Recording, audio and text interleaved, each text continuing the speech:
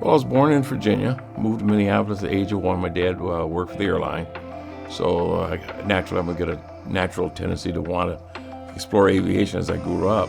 So on the weekends, my dad would drive us to the airport and let us watch airplanes. My father was a equipment handler out at Northwest Airlines back in the 50s and 60s, and then of course with his college degree decided he was going to go back and get an additional training and became a public school teacher.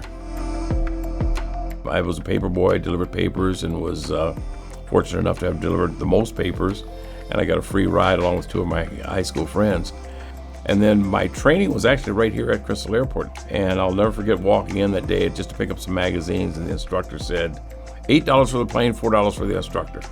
And my thought was, where am I going to get $12? But it worked it out. I was about, I think I was in high school. I decided I was going to build an airplane, and me and a couple of buddies, one of course, which was a very close friend, decided they wanted to build an airplane. And sure enough, we built one, but it didn't fly, never flew. We actually bought all the timber, screwed it all together, made it look like an airplane, but no motor. Growing up, did you see a lot of other black pilots? You know, unfortunately, I did not. But it wasn't a matter of color. It was a matter of, just one, an interest, a genuine interest, a passion that I had. It wasn't about the color of the pilot or anything like that. So as a young person, of course, I couldn't associate with that in terms of the distinctions between black and white, in terms of who was eligible and who wasn't. I learned that later on in life. In the public school system, we were pretty diverse, back at that time. And so, again, a lot of the hardships and things that you would experience, in a society such as we've had, weren't as apparent. I was fortunate to go to the University of Minnesota, and they had an aviation program at the University of Minnesota. And I did try to, inquire about that. Not that I was directly discouraged, but my first experience in being discouraged to pursue a field in aviation was actually from my father. He too had an interest in aviation, but of course back in the 40s and 50s, it just wasn't going to happen.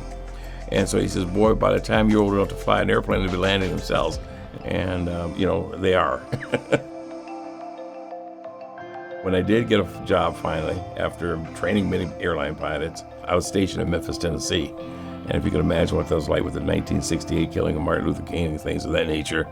So throughout all my basic training, I was hotel, one room, one pilot. There was only 2 persons of color in my class of 26. And I'll never forget, the instructor came in that first day and he says, look to your left and look to your right. One of y'all won't be here. And I thought to myself, I say, that's one way of telling you that you're not going to make it. I did make it. I worked for the University of Minnesota in the Urban Ed Department, and then I went off and was a lecturer down at Southwest State College in Marshall, Minnesota. Worked for the State Department of Education here in developing curriculum. And then one of my students that I had trained, because I was a flight instructor, was flying in and had lost an engine out over St. Cloud. And it was his last flight for that particular company. And he landed and he says, call me when you get a chance. And I called him. I was getting ready to go out on a flight here out of Crystal. And he said, I just got hired by Northwest Airlines. I said, really? What are you doing? He said, I'm a pilot. He said, you should go to apply.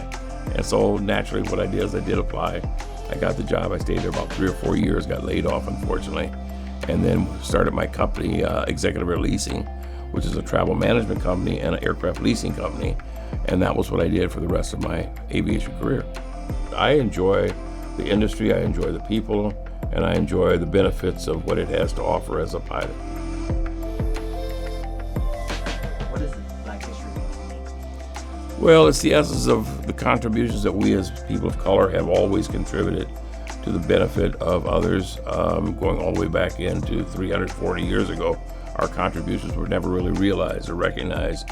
But I think the fact that I can be a part of that whole process really kind of inspires me as a person of color to want to encourage and promote and also welcome other persons.